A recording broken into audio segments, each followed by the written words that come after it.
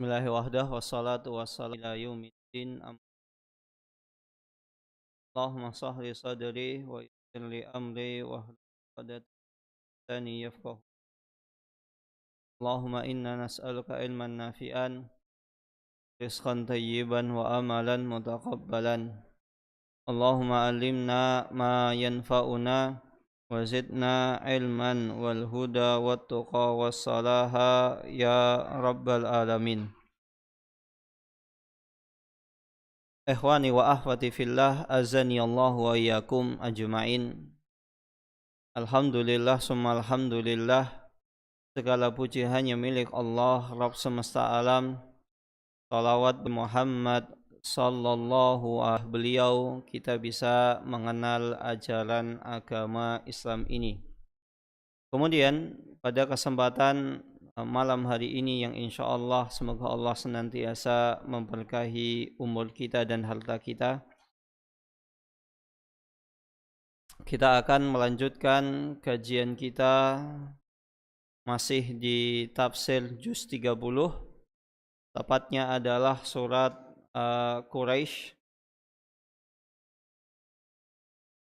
Surat Quraisy ini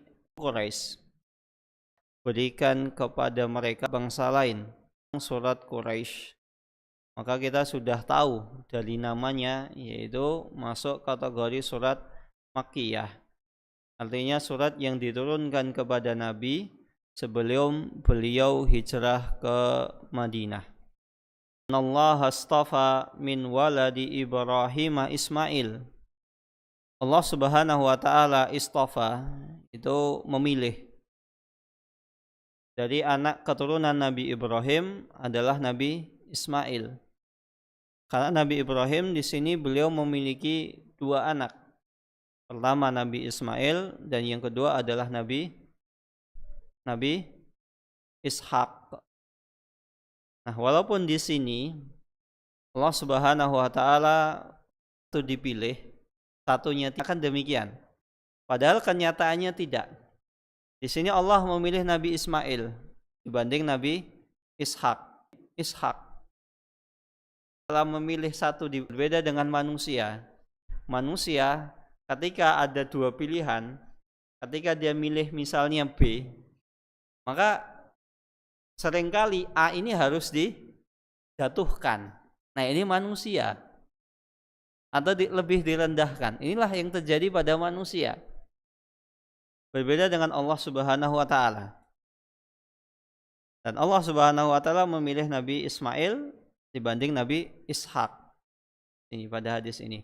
Wastafa min waladi Ismaila bani Kinanah, dan Allah Subhanahu wa taala memilih dari anak keturunan Nabi Ismail adalah Bani Kinanah.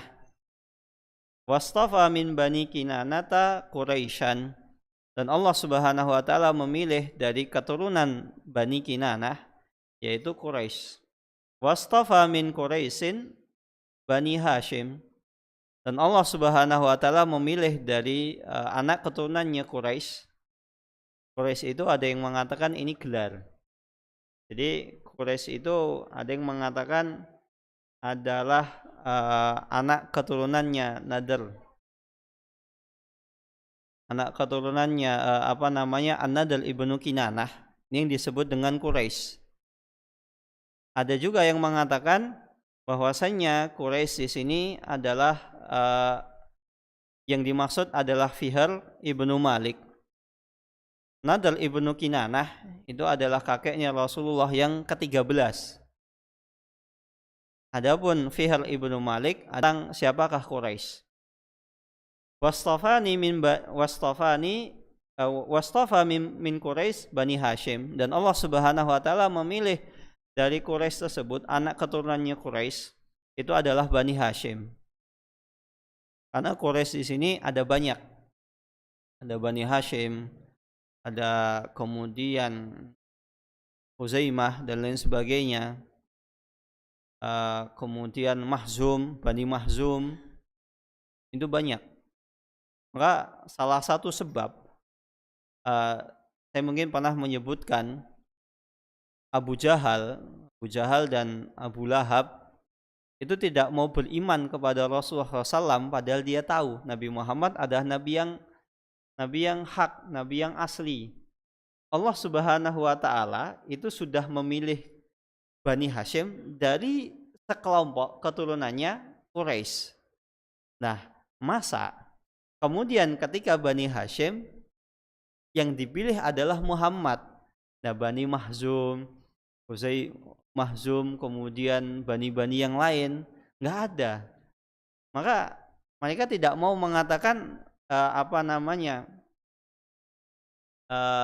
keturunannya Bani Hashim itu lebih baik dibanding keturunan-keturunan yang lain. Maka Abu Jahal dan Abu Lahab mereka tidak mau beriman kepada Rasulullah karena gengsi. Nah, kalau apalagi Abu Jahal ini sudah, wah ini Muhammad ini benar ini. Dia sudah condong kepada Rasulullah. Apa solusinya? Lantas aku beriman kepada Muhammad, maka otomatis Bani Mahzum itu semuanya akan beriman kepada Muhammad. Sedangkan saya adalah pentolannya. Dan selama ini yang bersaing dengan Bani Hashim adalah Bani Mahzum. Nah, kalau seperti ini sudah fix, tidak ada perdebatan bahwasannya Bani Hashim adalah bani yang benar-benar terpilih. Abu Jahal mengatakan, lemparkan tuduhan kepada Muhammad dengan tuduhan yang lain. Maka oleh karena itu Abu Jahal itu mendapatkan gelar Abu Jahal. Aslinya adalah Amr bin Hakam. Wastafani min Bani Hashim, dan Allah Subhanahu wa taala memilih aku Nabi Muhammad SAW dibanding di antara anak keturunan Bani Hashim. Dan pada hadis yang lain Allah Subhanahu wa taala menyebutkan Quraisy itu setidaknya ada 7 sifat, ada 7 kelebihan. Yang mana kelebihan tersebut itu tidak diberikan kepada suku atau bangsa-bangsa yang lain. Salah satunya adalah innal khilafata fihim. Sesungguhnya khilafah, kepemimpinan yang berhak adalah dari anak keturunan siapa? Dari Quraisy. Jadi ketika ada seseorang yang mengaku bahwasanya dia adalah anak keturunannya Quraisy, maka dia layak untuk menjadi pemimpin. Bahkan nanti di akhir zaman Imam Mahdi itu namanya adalah salah satu di antara siqayah, yaitu urusan memberi makan jamaah haji. Itu yang berhak itu adalah ada keturunannya Quraisy. Maka dari dulu sebenarnya menjamu jamaah haji itu yang menjamu adalah anak keturunannya Quraisy, An-Nadr ibnu Kinanah. Bahkan sampai atau suku atau kelompok kabilah yang memiliki perhatian yang besar dalam menjamu jamaah haji. Dan ini sudah menjadi turun temurun. Kemudian di sisi yang lain, wa innan nubuwata fihim Quraisy. Dan ini wa nusiru alal fil, dan suku Quraisy itu diselamatkan oleh Allah Subhanahu wa taala dari penyerangan. Ikhwani fiddin azani Allah, dan Allah Subhanahu wa taala sampai menurunkan sebuah surat yang dinamakan dengan surat Quraisy. Tidak ada kabilah atau suku yang lain yang mana Allah Subhanahu wa taala menurunkan surat yang dinamakan dengan nama tersebut. Suku Ansor, kemudian Muhajirin, Khazraj, Bani Khazraj, Bani Aus, banyak. Nggak ada yang kaum Ansor sekalipun, Muhajirin itu tidak ada yang dinamakan surat dengan nama-nama mereka. Hanya disebutkan di surat Quraisy ini adalah tentang nikmat yang Allah Subhanahu wa taala berikan kepada suku Quraisy. Li'ila fi Quraisy pada ayat di sini Allah Subhanahu wa taala menyebutkan tentang keutamaan yang Allah Subhanahu wa taala berikan kepada mereka. Quraisy di sini yang dimaksud adalah An-Nadr yang ke-13. Pada selebaran saya sebutkan nasab Nabi di sini sampai dengan Adnan oleh para ulama. Karena di sana ada sebagian riwayat yang menyebutkan nasab Nabi sampai Nabi Nuh. Ada.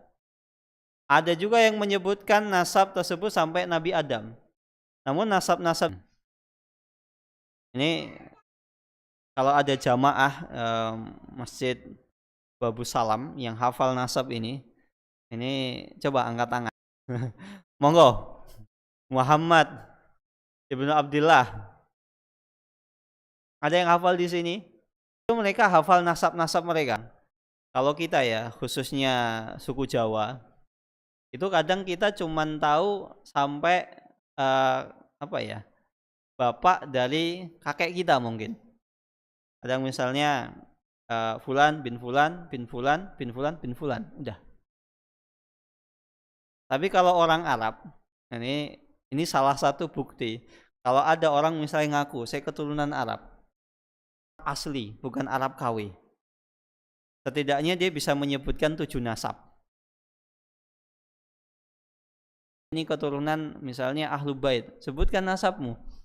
Kalau misalnya nasabnya dia tidak bisa menyebutkan, berarti ini nasabnya abal-abal. Bahkan sekarang itu masalah nasab Ahlul Bait itu ada lembaga yang menjadi jadi cek standarisasi apakah dia ini benar-benar Muhammad ibni Abdullah ibni Abdul Muttalib ibni Hashim ibni Abdul Manaf ibnu Qusay ibnu Kilab ibnu Murrah ibnu Ka'ab ibnu Lu'ay ibnu Ghalib ibnu Fihal ibnu Malik ibnu An-Nadr ibnu Kinanah ibnu Huzaimah ibnu Mudrikah ibnu Ilyas ibnu Mudar ibnu Nizar ibnu Ma'ad ibnu Adnan. Ketika pelajaran sirah ini, apalagi masyarakat kita ya, Indonesia ini kan setiap tahun itu kan nanti kalau seseorang minimal hafal nasabnya, minimal. Masa kita kalah ketika disebutkan siapa, misalnya pemain tim sepak, misalnya berapa nama 1 atau 3-4-3 atau 3-4-2-1, hafal kan? Udah itu. Sisanya siapa, Kim siapa. Ada yang Simin, Paimin gitu. Wanfiddin azani Allah. Ini adalah persatuan. Jadi kalau ada orang namanya Alif, nah ini ya nggak salah, menyatukan. Maksud menyatukan atau lembut di sini adalah persatuan orang-orang Quraisy yang mana mereka tinggal di kota Mekah. Mereka ketika itu, tapi dan bala tentara bersatu padu, saling melindungi Ka'bah. Sepakat. Ternyata ada Allah Subhanahu wa taala. Mana yang kedua, karena Allah Subhanahu wa taala yaitu perjalanan ketika musim panas dan musim dingin. Ketika musim dingin mereka berdagang karena ketika di daerah agak apa? Bapak Ibu ada yang sudah pernah ketika prosesi dinginnya Mekah dan Madinah itu berbeda dengan dinginnya kota-kota yang lain. Khususnya Madinah. Maka Rasulullah SAW pernah menyebutkan barang siapa man sabara ala awak terhadap awak itu ada yang mengatakan wabah, ada juga yang mengatakan musim dinginnya yang Allahnya ketika di akhirat syafaat. Dinginnya paling cuman segini biasa. Dan ternyata Allah takdirkan. Saya pertama kali mendarat di Madinah itu tanggal Hajat. Maka karena panasnya Masya Allah, pernah menyebutkan pernah kejadian ketika khutbah Arafah. Ketika itu khotibnya ketika khutbah, kamu di negara gimana rasanya dinginnya Madinah, dinner sampai tulang. Bisa Sabna, kemudian Yordan, daerah-daerah Suriah, itu yang disebut dengan Syam, Damaskus. Itu ketika di Mekah musim panas, di sana musim dingin. Agak dingin, enak. Dan itu kebiasaan seperti ini, adat seperti ini masih mereka lestarikan sampai sekarang. Ketika musim panas, mereka kabur. Ada yang ke Indonesia. Makanya banyak biasanya sekarang ini kan sedang rame orang-orang Saudi itu kan ke Indonesia. Kalau dulu mereka tahunya itu kan puncak. Sekarang mereka sudah tahu ada Lombok, ada Bali dan lain sebagainya, ada Bandung. Maka biasanya ketika di sana itu musim panas, banyak para masyayikh Saudi itu mereka banyak yang keluar dari Saudi isi kajian daurah. Pertama karena libur, kedua karena panasnya itu Masya Allah. Enggak. Jadi kalau musim panas itu AC 24 dikali 7 dikali 30 nyala. 24 jam dikali 7 hari dikali 30 hari. Setiap hari nggak ada istilah AC itu libur. Pol. Kita misalnya keluar dari apartemen, buka pintu, baru kena anginnya, astagfirullah, udah nggak jadilah balik. Maka benar sabda Nabi itu, musim dingin, dinginnya sampai tulang, musim panas, baru kena angin, itu langsung males, udah keluar, udah mending di kamar, selimutan, tidur. Maksud, wallah. Luar biasa. Maka ketika orang yang pernah bertanya, kuliah di Madinah itu, tinggal di Madinah enak ya? Iya, enak. Tapi kalau mau jujur-jujuran, lebih enak di Indonesia. Hawanya, cuacanya, orang-orangnya, lebih enak Indonesia. Benar. Kalau bukan karena ingat sabda Nabi, nggak betah kita di sana. Karena banyak, mohon maaf, yang kuliah di Madinah itu banyak. Ada yang baru setahun, udah nggak lanjut. Ada yang setahun setengah, nggak lanjut. Ya banyak faktornya. Ada yang karena faktor macam-macam. Salah satunya juga nggak betah. Nggak betah hawanya. Apalagi ketika musim panas. Musim panas itu, jadi kalau kaki itu pecah-pecah, kemudian bibir pecah-pecah, itu hal biasa. Bahkan teman saya itu ketika musim panas itu pernah mengalami kakinya pecah-pecah. Itu kan ketika kaki pecah, itu kan sampai di kalau bahasa Jawa yang dititili. Tahu nggih dititili? Apa itu di bahasa Indonesia apa dititili?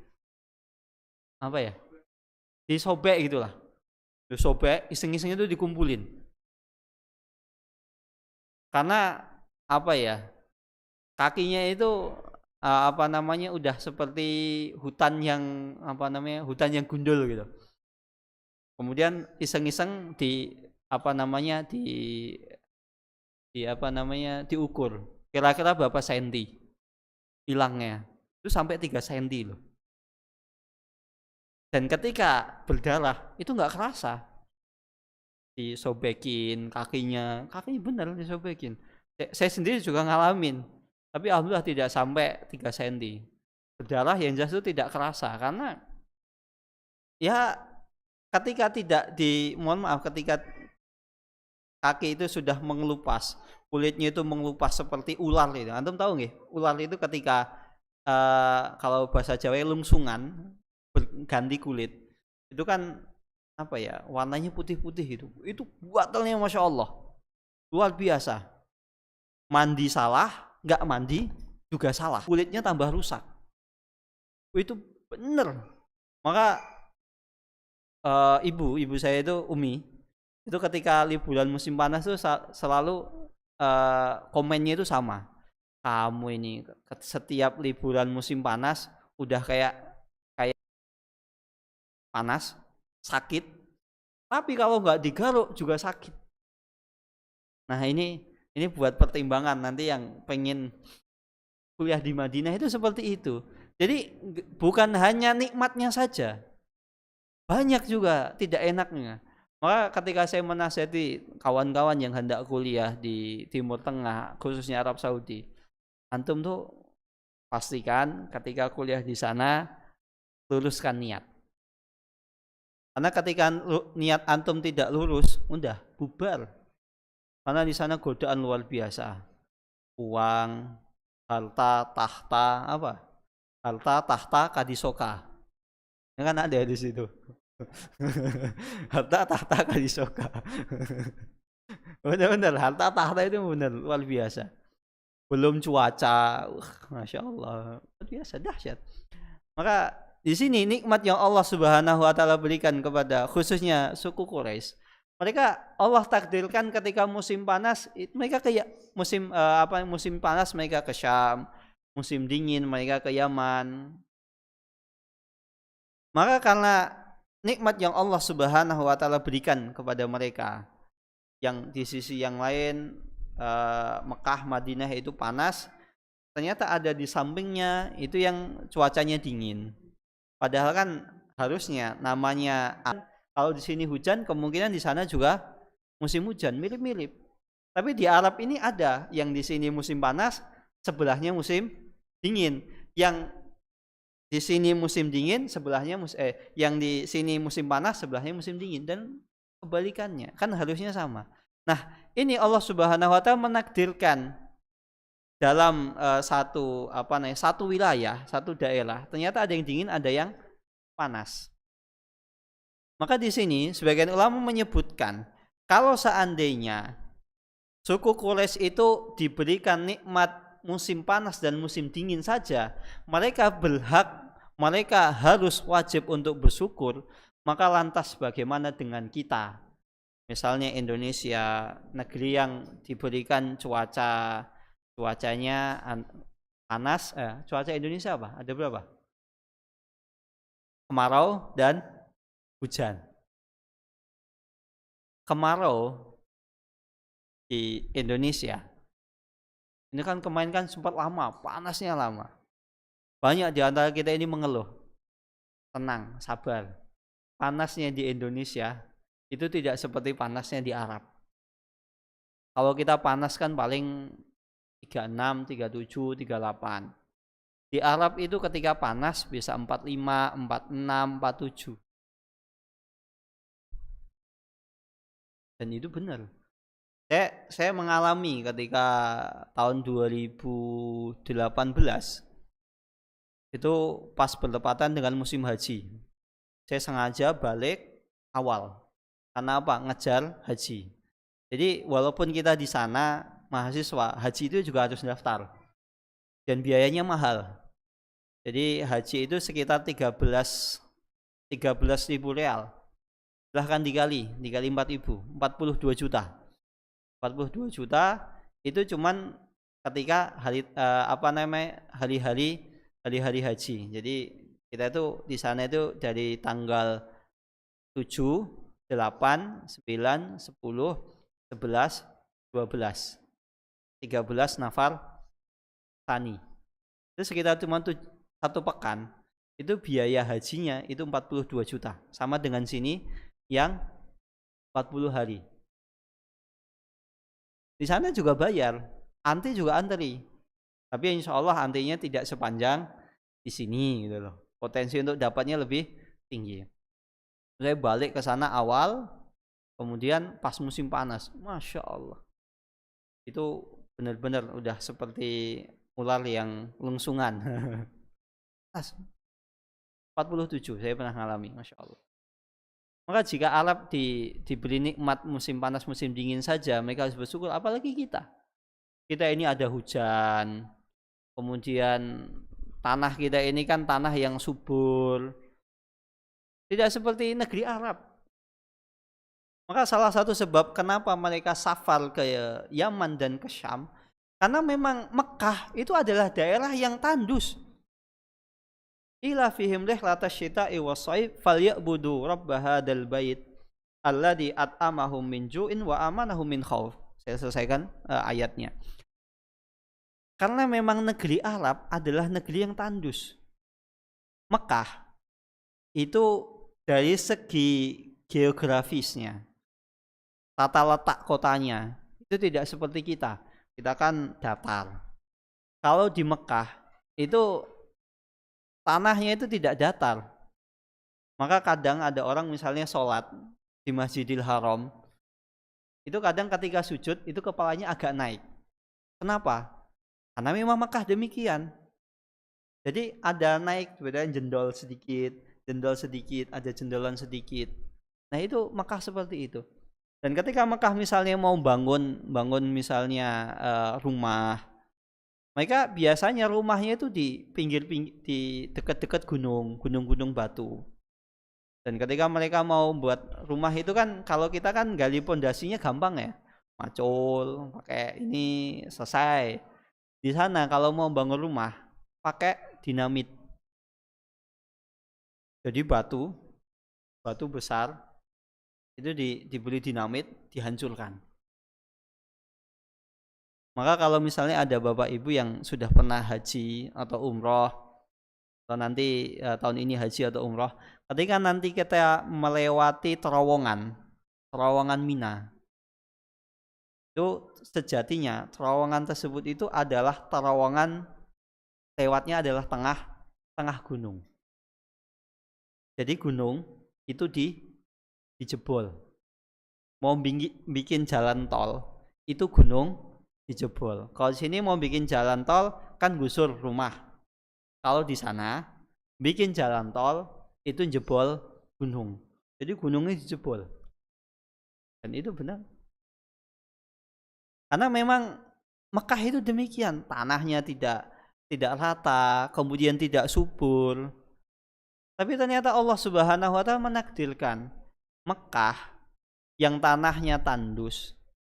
Kita misalnya cari buah-buahan, sayuran itu dapat. Bahkan saya pernah ketika di Indonesia itu musim buah alpukat. Nyari alpukat kan kadang susah. Di Mekah cari alpukat itu banyak. Buah-buahan, ada apel, ada anggur, ada macam-macam, banyak.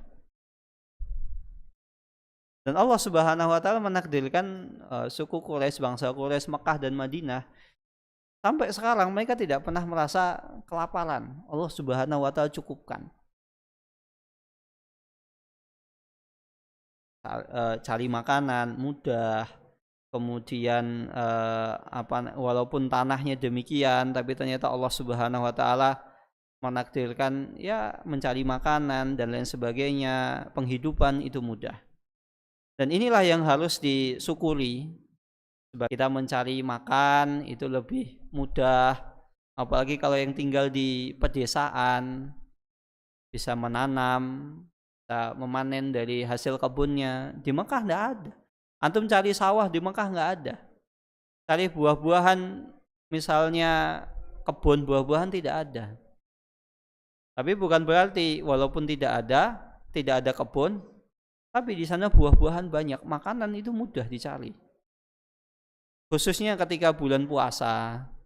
Semoga nanti kita bisa Ramadan di 2 kota suci. Sana Masya Allah, kita cari makanan itu sangat mudah. Banyak orang-orang yang berbagi makanan. Rasulullah SAW pernah menyebutkan tentang seseorang yang diberikan nikmat keamanan, nikmat ketentraman. Mekah dan Madinah sampai detik ini adalah kota yang paling aman sampai detik ini. Orang yang ketika ingin membuat huru-hara senantiasa bisa digagalkan. Bahkan berapa kali Syiah, kemudian orang-orang yang ingin membuat kekacauan di Mekah dan Madinah, alhamdulillah bisa. Apalagi ketika musim haji itu sering banget Arab Saudi itu apa namanya, radar anti rudalnya itu seringkali aktif. Karena ketika musim haji kan kaum muslimin sedang berkumpul, banyak orang yang ingin, seperti tahun 2019 Iran itu sempat melancarkan rudalnya melalui Syiah Houthi yang ada di Yaman, itu melancarkan rudal balistik. Alhamdulillah bisa ditangkal. Dan setiap musim haji itu sering banget. Maka ketika kita diberikan nikmat aman, nikmat tentram, bisa makan, bisa minum, tenang, itu sudah cukup. Rasulullah SAW pernah bersabda, man asbaha minkum mu'afan fi jasadihi aminan fi sirrihi indahu qutu yaumihi faka'annama hizat lahud dunya.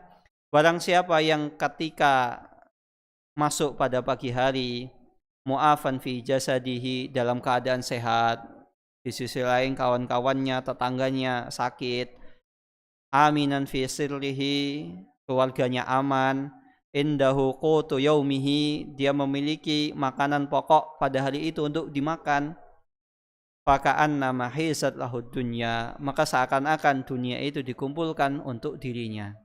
Maka kalau kita sehat, keluarga aman, bisa makan pada hari itu, sejatinya cukup. Maka ketika kita mencari nafkah, mencari rezeki, pastikan carilah apa yang halal. Jangan sampai kita mencari sesuatu yang di luar itu. Karena sejatinya tubuh yang kita makanan yang dibutuhkan oleh tubuh kita ya hanya untuk kebutuhan sehari-hari saja. Adapun sisanya adalah itu hanya tambahan. Wallahu taala alam bisawab. Semoga apa yang saya sampaikan bermanfaat untuk kita semua, khususnya yang berbicara. Aqulu qawli hadza wa astaghfirullahi wa lakum min kulli dhanbin fastaghfiruhu innahu huwal ghafurur rahim. Wassalamualaikum warahmatullahi wabarakatuh.